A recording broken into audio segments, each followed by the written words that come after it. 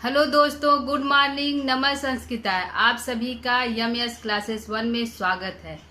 मैं आज हम पढ़ेंगे दोस्तों जो है बुद्ध चरितम का जो सर्ग है, इसका जो सामान्य परिचय है कल की क्लास में हम दे चुके हैं दोस्तों। आज हम पढ़ेंगे बुद्ध चरितम के सर्गों का सामान्य परिचय। इसमें सर्ग कितने हैं दोस्तों? तो सर्गों की कुल संख्या है 28। कितने हैं? 28 है। और इसमें जो 14 सर्ग ही जो उपलब्ध पाए जाते हैं और संस्कृत भाषा में। किस भाषा में दोस्तों? जो बुद्ध चरितम है वो संस्कृत भाषा में लिखा गया है और एक महाकाव्य है। और कुल इसमें सर्गों की संख्या 28 है। जो 14 सर्गों तक ही जो उपलब्ध है, जो भाषा पाई जाती है संस्कृत, वह 14 सर्गों तक ही प्राप्त है। और जो 14 सर्ग है उसमें तिब्बती और चीनी भाषाएं में जो है ग्रंथ उपलब्ध है। तो दोस्तों जो इसका जो हम सर्ग हैं, जो 14 सर्ग है उसको हम 14 सर्गों तक ही पढ़ेंगे, क्योंकि यह हमारे परीक्षा दृष्टि से उपयोगी है और यह सर्ग भी इम्पॉर्टेंट है। तो जो इम्पॉर्टेंट सर्ग है दोस्तों उसको लेकर हम उपस्थित हुए हैं। पूरा 28 सर्गों को लेकर हम उपस्थित नहीं हुए हैं। तो सर्गों का सामान्य परिचय आज हम देखेंगे दोस्तों। और ठीक है, तो आइए हम पढ़ना स्टार्ट करते हैं। आज का हम जो बुद्ध चरितम है, इसमें भगवान बुद्ध के जन्म से लेकर महापरिनिर्वाण तक की कथा है। भगवत प्रसूति माने जन्म से लेकर और महापरिनिर्वाण यानी कि मृत्यु तक उनकी कथा इसमें जो है शामिल है। किसमें दोस्तों? बुद्ध चरितम में। किसकी रचना है? अश्वघोष की रचना है। ठीक है। कितने सर्ग हैं? 28 सर्ग हैं। किस भाषा में लिखा गया यह है? तो संस्कृत भाषा में लिखा गया है। कितने सर्गों तक संस्कृत भाषा में लिखा गया यह है बुद्ध चरितम में? तो 14 सर्गों तक लिखा गया है, संस्कृत भाषा में है। ठीक है। तो यह इसका सामान्य ज्ञान है। आइए हम पढ़ते हैं इसका प्रथम सर्ग। प्रथम सर्ग में जो है भगवत प्रसूति, इसमें भगवान बुद्ध का जन्म होता है। क्या होता है दोस्तों? भगवान बुद्ध का जन्म होता है। और कहाँ होता है? लुम्बिनी वन में। क्या होता है? लुम्बिनी वन में भगवान बुद्ध का जन्म होता है। लुम्बिनी किस वन? पूछ लेगा दोस्तों किस वन में इनका जन्म हुआ?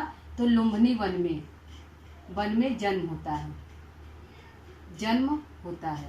लुम्बिनी वन में इनका जन्म होता है। किनका? भगवान बुद्ध का जन्म होता है। इसको हम कहते हैं भगवत प्रसूति। क्या है? लुम्बिनी वन में इनका जन्म होता है और इसको कहते हैं किस वन में? लुम्बिनी वन में। तो जो प्रथम सर्ग है, प्रथम सर्ग में इनके पिता जो शुद्धोधन है, माता माया है। तो माया स्वप्न में देखती है कि स्वप्न में एक श्वेत हाथी को देखती है। क्या देखती है? एक सफ़ेद हाथी का स्वप्न देखती है। तो पता चलता है कि जो है माया है गर्भवती है, मतलब कि उसके पेट में बच्चा है। तो जो वह माँ बनने वाली है, तो ऐसा स्वप्न देखती है। और प्रथम सर्ग में ही जो है माया को, उसकी माता का नाम माया था, सिद्धार्थ की माता का नाम माया था। तो माया जो है एक सिद्धार्थ को जन्म देती है। किसको जन्म देती है? सिद्धार्थ यानी भगवान बुद्ध को जन्म देती है। तो इनका जन्म होता है, सिद्धार्थ का जन्म होता है प्रथम सर्ग में। और किस वन में होता है? तो लुम्बिनी वन में होता है इनका जन्म। और इसी सर्ग में, प्रथम सर्ग में ही इनका जो है लालन, ये बड़े होते हैं, शिक्षा दीक्षा होती है। इनका जो शिक्षा दीक्षा होती है और इनकी शादी भी जो है प्रथम सर्ग में हो जाती है। प्रथम सर्ग में इनकी शादी हो जाती है। और यह जो है प्रथम सर्ग में इनकी शादी हो जाती है। इनका जन्म भी होता है, इनका शिक्षा दीक्षा भी प्रथम सर्ग में होता है। और इनका विवाह भी प्रथम सर्ग में होता है। ठीक है। विवाह होता है। इनका बचपन का नाम सिद्धार्थ है और पत्नी का नाम यशोधरा है। पत्नी कौन है? पत्नी जो है यशोधरा है। कौन है? यशोधरा है। ठीक है। पत्नी यशोधरा। तो शादी भी हो जाता है और जन्म भी जो है प्रथम सर्ग में है। ठीक है। तो दोस्तों यह प्रथम सर्ग है जिसमें भगवान बुद्ध का जन्म होता है। भगवत प्रसूति किस वन में होता है दोस्तों? तो लुम्बिनी वन में होता है। इनके बचपन का नाम सिद्धार्थ है। तो प्रथम सर्ग में ही इनका जो है शिक्षा दीक्षा हो जाती है और विवाह भी संपन्न हो जाता है। द्वितीय सर्ग में देखते हैं। द्वितीय सर्ग में जो है अंतःपुर विहार, यह जो सिद्धार्थ कुछ जो विवाह हुआ हो जाता है सिद्धार्थ का, तो वह राजा से, शुद्धोधन से कहते हैं कि हम विहार करना चाहते हैं, बाहर की दुनिया देखना चाहते हैं। क्योंकि इनके जन्म के समय ही, भगवान बुद्ध के जन्म के समय ही मतलब ऋषियों द्वारा बताया गया था कि यह बहुत बड़े संत होंगे, बहुत बड़े साधु संत होंगे। तो इनके पिता जो है महल में ही सारी व्यवस्था कर दी थी।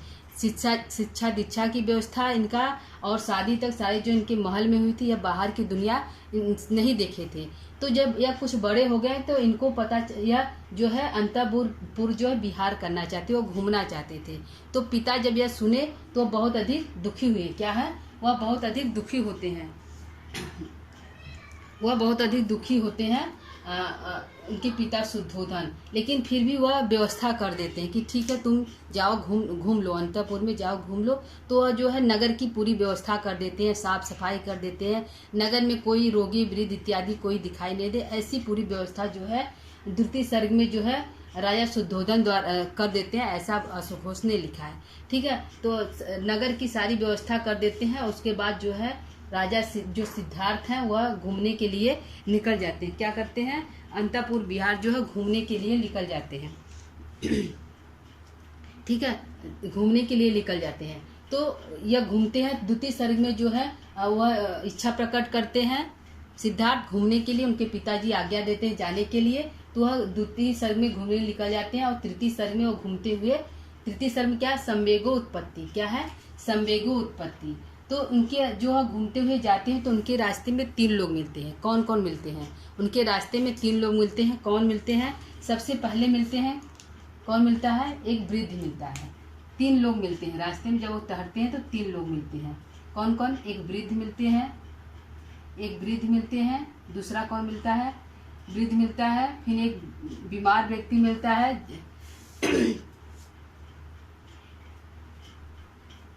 ठीक है, एक रोगी या बीमार व्यक्ति मिलता है, रोगी मिलता है,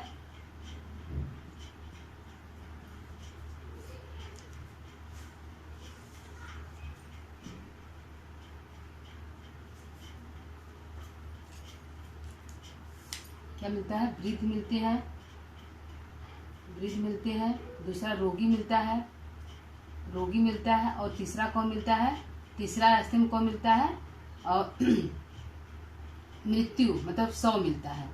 ठीक है, यह 3 जो है उनके जो रास्ते में दिखाई देते हैं। जब भगवान बुद्ध जो टहलने के लिए जाते हैं, अंतःपुर में विचरण करने के लिए आते हैं, 3 व्यक्ति मिलते हैं, वृद्ध मिलता है, रोगी मिलता है, 100 मिलता है। तो अपने सारथी से पूछते हैं कि यह कौन है, वृद्ध कौन है, रोगी कौन है, 100 कौन है।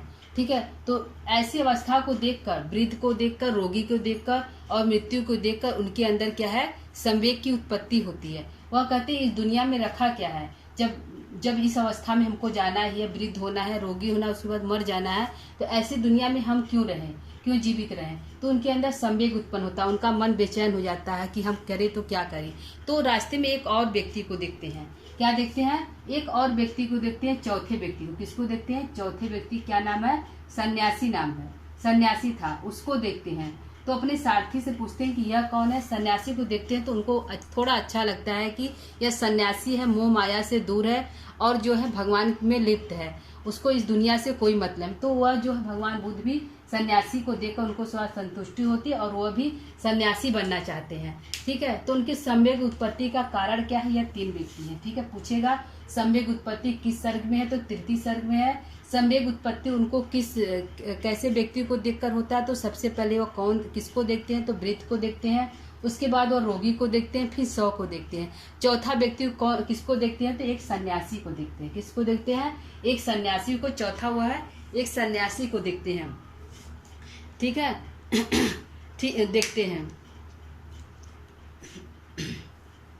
ठीक, फिर जो है चतुर्थ सर्ग में स्त्री निवारण। तो वह सोचते हैं कि उनकी शादी क्यों हो गई थी, तो वह इस जो है कैसे वह मतलब कि छोड़े। तो जो सारथी जब पूछते हैं कि यह कौन है, वृद्ध कौन है, रोगी कौन है, इस अवस्था में कैसे पहुंचे, तो सारथी जब बता लेता है उसके बाद उनको जो है एक स्त्री के पास ले जाता है। कहाँ जाता है, वन में ले जाता है। किस वन में ले जाता है, पदम सड वन में ले जाता है। किस वन में, पदम सड वन में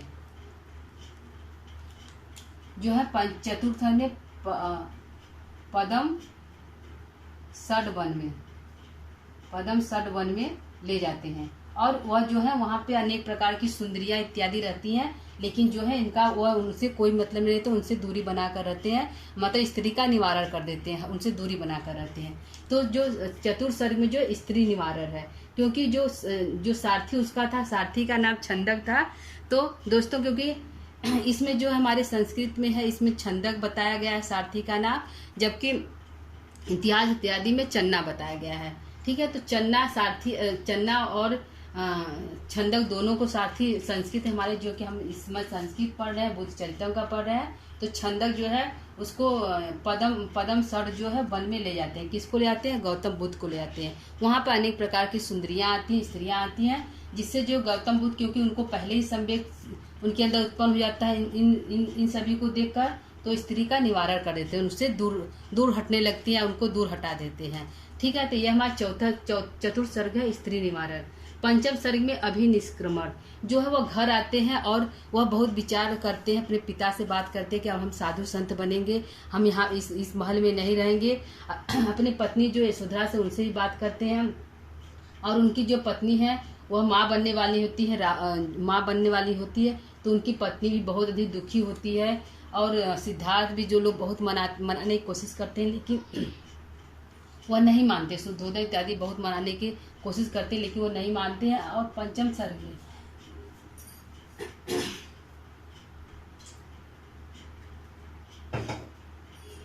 क्या जो दोस्तों, पंचम सर्ग में जो अभिनिष्क्रमण है, वो रात को ही क्या करते हैं, जो सिद्धार्थ है वह रात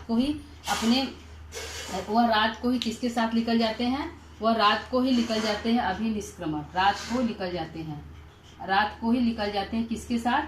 अभिनिष्क्रमण माने घर से निकल जाते हैं। कहाँ निकल जाते हैं? वन में निकल जाते हैं। तो रात को छंदक और क्या है, छंदक जो है सारथी और कंथक घोड़े के साथ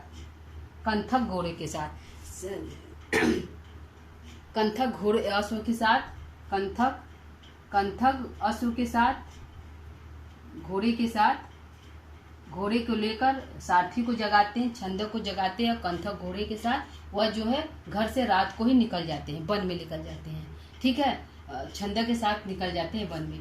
और यह जो है अभिनिष्क्रमण जो है पंचम सर्ग है। ठीक है, कौन सर्ग है दोस्तों? पंचम सर्ग में जो है भगवान बुद्ध जो है अपने घर से निकल जाते हैं, रात के समय निकलते हैं। किसके साथ निकलते हैं? छंदक नामक सारथी के साथ निकलते हैं, और कंथक घोड़े के साथ निकलते हैं। तो बैठकर जो है वन में निकल जाते हैं। अगला जो है छंदक निवर्तन, जो छंदक जो है, छंदक को कहते, जब वो वन में चले जाते हैं, सुबह होती है, तो छंदक कहते हैं कि तुम घोड़े के साथ तुम जो है घर के लिए लौट जाओ, लेकिन छंदक नहीं मानता। वो कहता है नहीं, आप भी चलिए। बहुत प्रकार से मनाने की कोशिश करता है छंदक जो है, लेकिन सिद्धार्थ अपनी जगह से तटस्थ नहीं होते हैं, कहते नहीं तुम जाओ। और वह जो है भगवान बुद्ध जो है अपने मुकुट और कुछ बालों काट कर जो है दे देते हैं, छंदक को देते हैं। और जो छंदक जो है षष्ठ सर्ग में घोड़े के साथ महल में वापस आता है। क्या करता है? छंदक जो है घोड़े के साथ महल में वापस आता है और वापस चला आता है। उसके बाद जो है सप्तम सर्ग में तपोवन प्रवेश, जो है भगवान बुद्ध जो है सप्तम सर्ग में जो है छंदक जो है उनको लेकर वापस चला जाता है। और इसी समय जो है इनका जो है भार्गव ऋषि जो है षष्ठ सर्ग में ही भार्गव ऋषि मिलते हैं। और ऋषि भार्गव ऋषि से मुलाकात होती है। यह भार्गव ऋषि के पास जाते हैं। किस सर्ग में दोस्तों? षष्ठ सर्ग में जाते हैं। किस सर्ग में? षष्ठ सर्ग में भार्गव ऋषि के पास जाते हैं। और यहाँ पे वह पूछते हैं, वहाँ जाते हैं तो उनको संतुष्टि नहीं मिलती है। पूछते हैं कि यह जो है किस कारण से यह लोग पूजा पाठ हवन इत्यादि कर रहे हैं, तो बोले कि स्वर्ग की प्राप्ति के लिए। किसके लिए? स्वर्ग की प्राप्ति के लिए यह सब कर रहे हैं, स्वर्ग की प्राप्ति के लिए,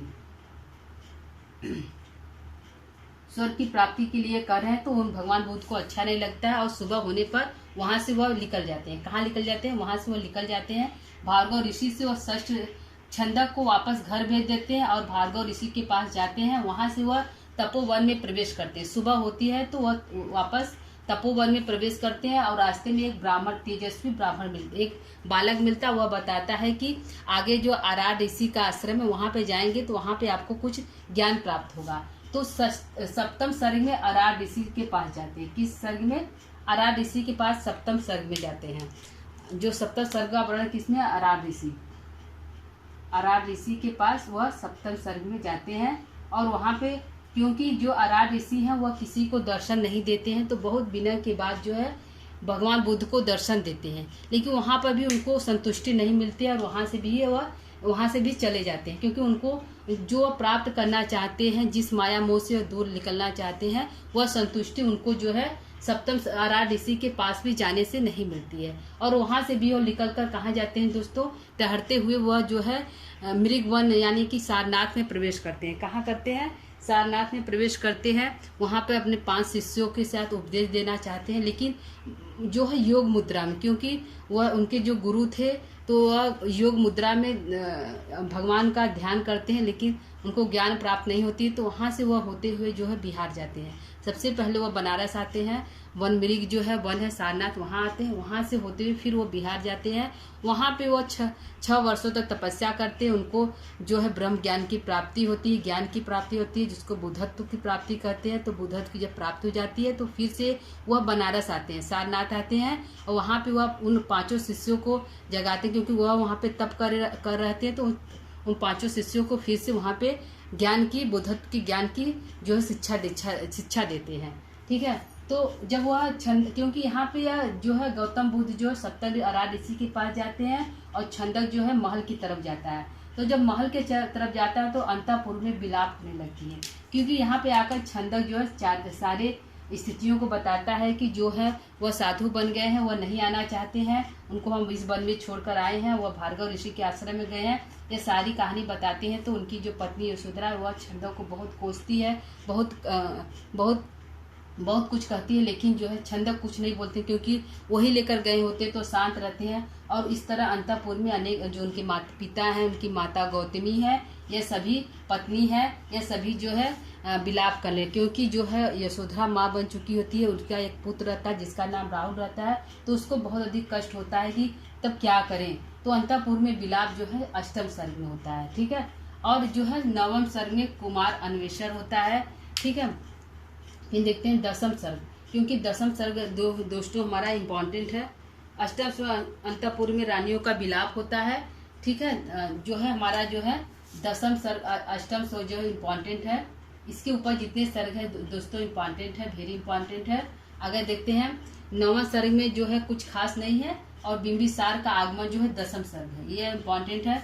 तो 10वां सर्ग में जो है 10वें सर्ग में जो है बिंबिसार आता है। कौन बिंबिसार? राजा रहता है, मगध का राजा रहता है, वह आता है और बुद्ध भगवान को बहुत समझाता है कि ये जो भिक्षा के जो पात्र है इसको त्याग दीजिए और राज करिए। अनेक प्रकार की सुंदरियों को भी बुलाते हैं, लेकिन जो है भगवान बुद्ध का इन सब में मन नहीं लगता। वो अपने स्थान पर अड़िग रहते हैं और वह बिंबिसार का एक भी नहीं सुनते हैं। तो बिंबिसार हार मानकर जो है अपना वापस जो है मगध चला जाता है और बुद्ध जो है अपनी तपस्या में लीन हो जाते हैं। ठीक है, और जो 11 माने काम की निंदा, जो क्योंकि बिंबिसार जो है अनेक प्रकार की स्त्रियों को कहता है कि मतलब कि स्त्रियों में रमन करिए, ये सब करिए, लेकिन तो वह जो भगवान बुद्ध जो है काम की निंदा करते हैं, वह स्त्रियों की निंदा करते हैं, वह जो है ज्ञान की प्रशंसा करते हैं, वह ज्ञान प्राप्त करना चाहते हैं। तो किसी भी इतने प्रलोभन देने के बाद भी बिंबिसार का एक भी बात जो है गौतम बुद्ध यह जो नहीं सुनते हैं।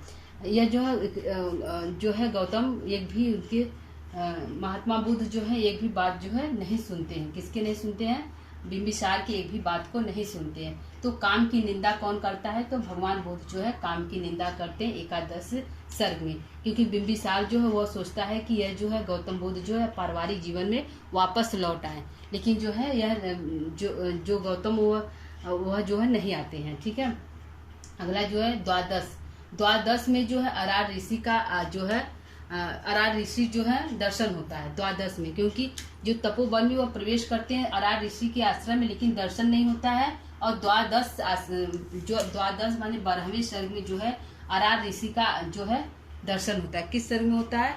12वें सर्ग में जो है अरार ऋषि का जो है आगमन होता है और उनका दर्शन होता है और वो उपदेश देते हैं। 12वें सर्ग में अरार ऋषि का दर्शन होता है और उपदेश देते हैं। उपदेश देते हैं किनको? भगवान बुद्ध को उपदेश देते हैं। कौन देते हैं? अरार ऋषि देते हैं 12वें सर्ग में। किस सर्ग में? क्योंकि वो तपेवन में अरार ऋषि प्रवेश तो कर जाते हैं अरार ऋषि के आश्रम, लेकिन जो है 12वें ऋषि में बहुत अनुनय विनय करने के बाद जो है यह जो अरार ऋषि इनको दर्शन देते हैं भगवान बुद्ध को और फिर उपदेश देते हैं। ठीक है, चतुर्दश सर्ग में, क्योंकि यहाँ पे उनको संतुष्टि नहीं मिलती है, तो यहाँ से वह जो है बिहार चले जाते हैं। वहाँ जो है फाल्गु नदी, किस नदी के किनारे दोस्तों? फाल्गु नदी के किनारे जो है तपस्या करते हैं। फाल्गु नदी के किनारे तपस्या करते, वहाँ पे बोध गया नामक स्थान पे, किस स्थान पे? बोध गया नामक स्थान पे। बुधत की प्राप्ति जो वेरी इंपॉर्टेंट है, 14वां सर्ग है। तो बुधत की प्राप्ति होती है कहाँ? बिहार में होती है। कहाँ होती है? बिहार में। बिहार बोध गया, बिहार के बोध गया नामक स्थान पे, बोध गया नामक स्थान पे कब होती है? कौन सी पूर्णिमा को होती है? बैसाख के पूर्णिमा को होती है। किस पूर्णिमा को होती है? बैसाख पूर्णिमा को इनको बुधत की पूर्णिमा को बुधत की प्राप्ति होती है, ज्ञान की प्राप्ति होती है। बुधत की प्राप्ति कब होती है? बिहार में बोध गया जब स्थान है, वहाँ पे बैसाख पूर्णिमा को उनको बुध की प्राप्ति होती है। किस नदी किनारे? तो नदी का नाम है फल्गु नदी। क्या नाम है? फल्गु नदी के किनारे। फल्गु नदी के किनारे जो है यह तपस्या करते हैं। किस नदी के किनारे पूछेगा दोस्तों? किस नदी के किनारे भगवान बुद्ध जो तपस्या कर रहे थे? तो फल्गु नदी के किनारे तपस्या कर रहे थे। उनको किस पूर्णिमा को उनको जो है बुधत की प्राप्ति हुई? तो बैसाख पूर्णिमा को उनको ज्ञान की प्राप्ति हुई, बुधत की प्राप्ति हुई। बोध गया स्थान कहाँ पे है? तो बिहार में है। ठीक है, जो है 14वां सर्ग जो वेरी इंपॉर्टेंट, बुधत की प्राप्ति होती है।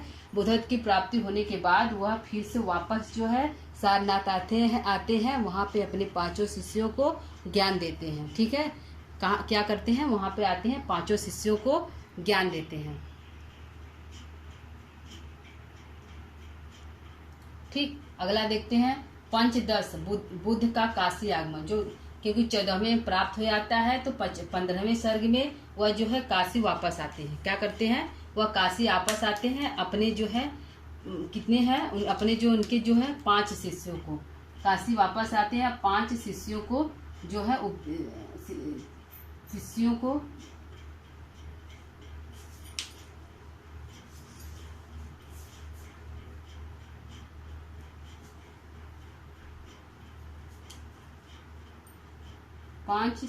को उपदेश देते हैं। क्या देते हैं? उपदेश देते हैं या शिक्षा देते हैं, उपदेश देते हैं। कितने शिष्यों को? 5 शिष्यों को। किस सर्ग में दोस्तों? 15वें सर्ग में है बुद्ध का काशी गमन। वह जो बुद्ध भगवान है, जब उनको ज्ञान की प्राप्ति हो जाती है तो 15वें सर्ग में वह वापस आते हैं, सारनाथ आते हैं और जो अपने 5 शिष्यों को उपदेश देते हैं, यानी कि ज्ञान देते हैं, बुद्धत्व की ज्ञान देते हैं। ठीक है, और षड विसंति और 20वें सर्ग में जो है 26वें, सॉरी दोस्तों, षड विसंति 26वें सर्ग में जो है उनकी मृत्यु हो जाती है। उनकी मृत्यु क्या कहते हैं दोस्तों? महापरिनिर्वाण। पूछ लेगा जो है सिद्धार्थ जो है ये जो है गौतम बुद्ध जो है उनके मृत्यु को क्या कहा जाता है? तो क्या कहा जाता है? महापरिनिर्वाण कहा जाता है। क्या कहा जाता है? महापरिनिर्वाण कहा जाता है। इसको प्राण त्यागना। महापरिनिर्वाण मतलब प्राण को त्यागना, प्राण त्यागना। अपने शिष्यों को उपदेश देते हैं, इसे कहते हैं धर्म चक्र प्रवर्तन। क्या कहते हैं? धर्म चक्र प्रवर्तन। इसे क्या कहते हैं? धर्म चक्र प्रवर्तन। क्या कहते हैं? धर्म चक्र प्रवर्तन कहते हैं। जब उपदेश देते हैं भगवान अपने 5 शिष्यों को, तो उसको क्या कहते हैं? धर्म चक्र प्रवर्तन, यानी प्रथम धर्मोपदेश। पहला पूछेगा कि पहला उपदेश भगवान बुद्ध ने कहाँ पर दिया था? तो सारनाथ में दिया था। इंपॉर्टेंट क्वेश्चन है दोस्तों कि पहला उपदेश भगवान बुद्ध ने कहाँ दिया था? सारनाथ में दिया था। कितने शिष्यों के दिया था? 5 शिष्यों को दिया था। इसको क्या कहते हैं? धर्म चक्र प्रवर्तन कहते हैं। यह जो किस सर्ग में है? अपने 5 शिष्यों का उपदेश जब दिए थे, तो यह किस सर्ग में इसका प्रयोग किया? यह किस सर्ग में है? तो दोस्तों यह 15वें सर्ग में। किस सर्ग में है? पंचदश सर्ग, यानी 15वें सर्ग में है। ठीक है, 16वें सर्ग में महापरिनिर्वाण यानी कि उनकी मृत्यु हो जाती है। इन्होंने भगवान बुद्ध जो है अपने प्राणों को त्याग देते हैं। ठीक है, यह जो है इंपॉर्टेंट सर्गों को लेकर हम उपस्थित हुए थे दोस्तों, तो जो परीक्षा की दृष्टि से उपयोगी है, आप लोग देख लीजिएगा। इसमें है कि प्रथम सर्ग में एक बार फिर इसको देख लेते हैं थोड़ा सा। प्रथम सर्ग में भगवान प्रसूति यानी भगवान बुद्ध का जन्म होता है किस वन में होता है पूछेगा दोस्तों, तो लुम्बिनी वन में होता है। किस वन में होता है? लुम्बिनी वन में होता है। और सिद्धार्थ नाम होता है, उनकी पत्नी का यशोधरा नाम होता है। इनका जन्म और विवाह जो है प्रथम सर्ग में ही होता है। द्वितीय सर्ग में वो अंतःपुर विहार करने निकलते हैं, जो है कपिल वस्तु, पूरे कपिल वस्तु को देखना चाहते हैं, तो वहाँ वो निकलते हैं। तृतीय सर्ग इम्पॉर्टेंट है दोस्तों, क्योंकि यह इसी को पढ़ना हमें तृतीय सर्ग को ही पढ़ना है, जो परीक्षा की दृष्टि से उपयोगी है झारखंड में। तो सम्यक उत्पत्ति जो किस सर्ग में है? तो तृतीय सर्ग में है। भगवान बुद्ध ने कितने व्यक्तियों को देखे? 4 व्यक्तियों को देखे। पहले वृद्ध व्यक्ति को, फिर रोगी को, फिर मृतशव को, उसके बाद चौथा किसको देखे हैं? सन्यासी को देखे। तो यह इम्पॉर्टेंट है दोस्तों कि चौथा किस व्यक्ति को देखें? तो सन्यासी को देखें। फिर चतुर्सर्ग है दोस्तों, पदम षड वन में ले जाता है। छंदक जो है सिद्धार्थ को पदम छंद वन में ले जाता है, और वहाँ पे जो है अभिनिष्क्रमण जो है पंचम सर्ग में जो है भगवान बुद्ध जो है रात को ही निकल जाते हैं। यह भी इम्पॉर्टेंट है कि किस सर्ग में जो भगवान बुद्ध जो है रात को ही अपने घर से निकल जाते हैं, तो पंचम सर्ग में। और किसके साथ निकलते हैं? तो छंदक नामक सारथी के साथ, और कथक घोड़ा का नाम है, तो घोड़ा और सारथी के साथ जो है रात को ही निकल जाते हैं। ठीक है। षष्ठ सर्ग में किस ऋषि से मिलते हैं? तो भार्गव ऋषि से मिलते हैं। वहाँ पर जाते हैं, उनको पता चलता है कि ये लोग स्वर्ग की प्राप्ति के लिए भगवान की पूजा आराधना कर रहे हैं। ठीक है। छंदक ठीक है तपोवन में फिर प्रवेश करते हैं, अरार ऋषि के तपोवन प्रवेश करते हैं। ठीक है, प्रवेश करते हैं, लेकिन अरार ऋषि जो है 12वें ऋषि जो है दर्शन देते हैं, 12वें सर्ग में दर्शन देते हैं। ठीक है। यहाँ पे षष्ठम सर्ग जो अंतःपुर में विलाप होने लगता है। बिंबिसार का आगमन किस सर्ग में होता है दोस्तों? दसम सर्ग में। वेरी इंपॉर्टेंट है, ध्यान दीजिएगा। ये पूछ सकता है कि जब भगवान बुद्ध जो है वन में विचरण कर रहे थे, ज्ञान की प्राप्ति के लिए टहल रहे, तो उस समय कौन सा राजा उनसे मिलने के लिए आता है? तो बिंबिसार राजा मिलने के लिए आता है, और उन्हें जो है बिंबिसार राजा मिलने के लिए आता है। ठीक है दोस्तों, यह हमारा जो है सामान्य जो है सर्गों का सामान्य ज्ञान था। ठीक है, जो इम्पॉर्टेंट सर्ग है उसको लेकर उपस्थित हुए दोस्तों, तो इसको ध्यान दीजिएगा। कुछ हम सामान्य ज्ञान को ले लेते हैं दोस्तों, तो इसको हम डिलीट कर रहे हैं। उसके बाद हम कुछ और ज्ञान को देख लेते हैं। ठीक है, जो इम्पॉर्टेंट है परीक्षा की दृष्टि से उसको थोड़ा हम और देख लेते हैं।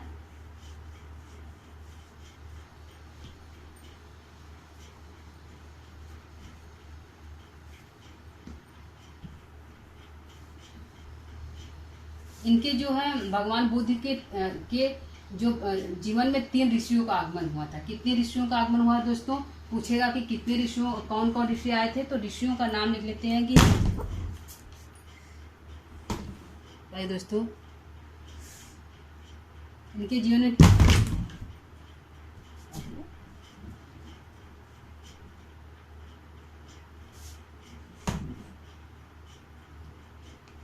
ठीक है 3 ऋषियों का आगमन होता है, इसको हम देख लेते हैं। पहला 3 ऋषियों का आगमन होता है। कितने ऋषि आते हैं? 3 ऋषि आते हैं। 3 ऋषि आते हैं इनके जीवन में। पहले ऋषि कौन थे? 3 ऋषि आते हैं। पहले इनके ऋषि कौन थे? पहले ऋषि थे आसित ऋषि। कौन ऋषि थे इनके? पहले ऋषि कौन है?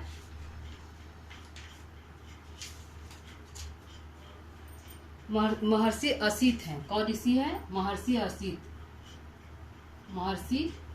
असित हैं। महर्षि असित जो है इनके पहले ऋषि है। इनके जन्म के समय ही यह ऋषि जो है आए थे। कब आए थे? इनके जन्म के समय ही भविष्यवाणी किए थे। क्या किए थे? भविष्यवाणी किए थे कि यह बहुत अधिक ज्ञानी होंगे। यह जो है बहुत अधिक ज्ञानी होंगे। तो भविष्यवाणी कौन ऋषि किए थे? तो महर्षि असित किए थे। दूसरे ऋषि जब यह वन में चले जाते हैं तो कौन से ऋषि मिलते हैं? महर्षि भार्गव मिलते हैं। कौन से मिलते हैं? महर्षि भार्गव मिलते हैं। और यहाँ पे इनको संतुष्टि नहीं मिलती है। कौन से ऋषि मिलते हैं? महर्षि भार्गव मिलते हैं। तीसरे स्थान पे तीसरे ऋषि कौन मिलते हैं? तीसरे ऋषि इनको अरार ऋषि मिलते हैं। कौन ऋषि मिलते हैं? अरार ऋषि मिलते हैं। और जो है अरार ऋषि मिलते हैं। यहाँ पे उनकी दर्शन से भी इनको संतुष्टि नहीं मिलती, लेकिन जो है इनसे जो है ज्ञान प्राप्त कर लेते हैं। कौन सा ज्ञान प्राप्त करते हैं? शाक्य ज्ञान। शाक्य धर्म के जो है ज्ञान को प्राप्त करते हैं।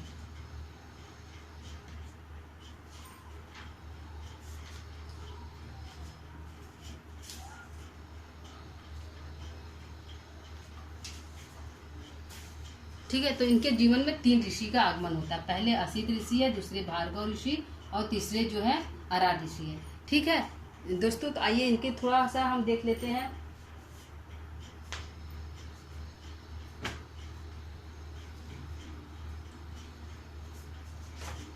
ठीक है दोस्तों, इनका जो है दूसरा ग्रंथ है। इनका कौन सा ग्रंथ है दोस्तों? इनका एक दूसरा ग्रंथ है सौंदर्यानंद। कौन था? सौंदर्यानंद था। इनका थोड़ा सामान हम ज्ञान दे लेते हैं। सौंदर्यानंद ग्रंथ,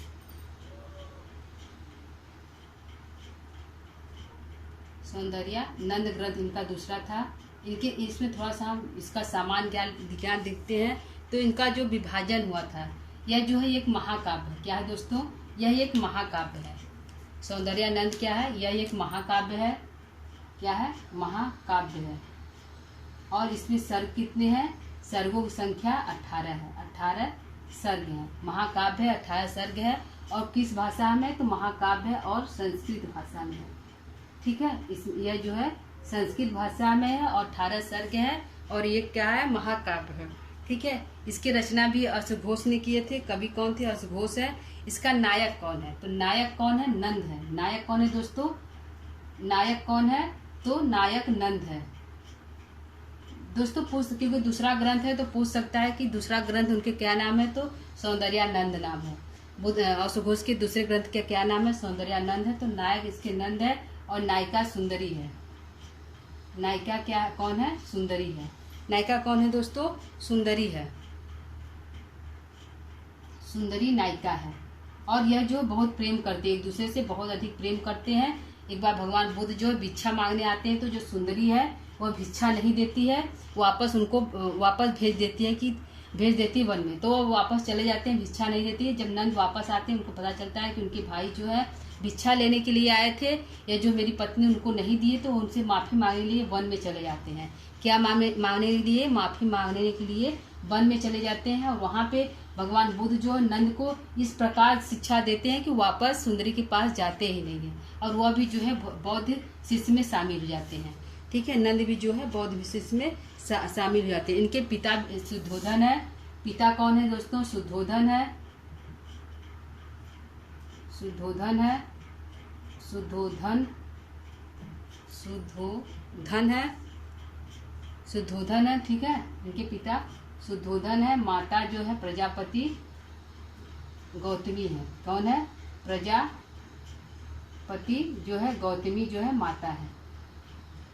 गौतमी जो है प्रजापति गौतमी जो है माता है। ठीक है, 18 सर्ग है। पिता शुद्धोधन है, माता है। इसमें भी कौन सा रस है दोस्तों? शांत रस है। रस कौन सा है? शांत रस है। शांत रस है। ठीक है दोस्तों, देख लीजिएगा, इसमें भी शांत रस है। और जो बुद्ध चरितम में भी शांत रस है। और सौंदर्यानंद में भी शांत रस है। और किस में शांत रस है दोस्तों? तो जो है राजतरंगिणी, उसमें भी शांत रस है। महाभारत में भी शांत रस है। तो शांत रस को ध्यान रखिएगा, कहाँ कहाँ पे शांत रस है। ठीक है दोस्तों, यह हमारा जो है समान। इनके जो है त्रिपिटक थे। त्रिपिटक कितने थे? जो है गौतम बुद्ध की जो है त्रिपिटक, बुद्ध ने त्रिपिटक की रचना की थी। त्रिपिटक। तो त्रिपिटक कौन कौन सा था? पहला, दूसरा और तीसरा, 3 पिटक थे। पहला था विनय पिटक। पहला क्या नाम था? विनय पिटक। विनय पिटक। पहला क्या था? विनय पिटक। पहला विनय पिटक था। दूसरा था सुप्त पिटक। क्या था? सुप्त पिटक। सुप्त पिटक। तीसरा क्या था? सुप्त पिटक। दूसरा सुप्त का। तीसरा अधिधम पिटक। अभिधम पिटक। अभिधम पिटक। अभिधम पिटक था। क्या था? अभिधम पिटक नाम है। बुद्धं शरणं गच्छामि। क्या है? बुद्धं शरणं गच्छामि। क्या था पहला? अब विनय पिटक में क्या है? बुद्धं शरणं गच्छामि। बुद्धं शरणं गच्छामि जो है विनय पिटक का जो है, यह जो एक वाक्य है जिसको बोला जाता था। बुद्धं शरणं बुद्ध के शरण में आइए, बुद्धम शरणम गच्छामि। ठीक है। और सुप्त पिटक उपदेश था, दार्शनिक विचार था। यह था सुप्त पिटक जो है उपदेश था और यह जो है दार्शनिक विचार थे, दार्शनिक विचार थे। ठीक है दोस्तों, यह जो है दार्शनिक विचार थे। ठीक है। यह जो दोस्तों आज का हमारा क्लास है, तो आज का क्लास हमारा कैसा लगा दोस्तों? सामान्य परिचय है और सौंदर्यानंद को इसलिए लिए कि दोस्तों क्योंकि यह जो है नंद है, यह भी शुद्धोधन के ही पुत्र हैं और इनकी माता बस गौतमी है। ठीक है। और जो है भगवान बुद्ध के छोटे भाई हैं, इसलिए हम सौंदर्यानंद को लेकर आए। यह भी इम्पॉर्टेंट है। संस्कृत में भाषा 18 सर्ग है। नायक नंद है, उनकी पत्नी के नाम सुंदरी था। ठीक है। इसमें भी शांत रस का प्रयोग किया गया है। इसको भी ये परीक्षा में पूछा जा सकता है दोस्तों, तो ध्यान दे दीजिएगा। ठीक है। तो दोस्तों आज का क्लास हमारा कैसा लगा? आज की क्लास को यहीं पर हम समाप्त करते हैं। कल हम दूसरे नया कोई टॉपिक लेकर उपस्थित होंगे। तब तक के लिए दोस्तों इस क्लास को यही विराम देते हैं। तब तक के लिए दोस्तों नमः संस्कृताय।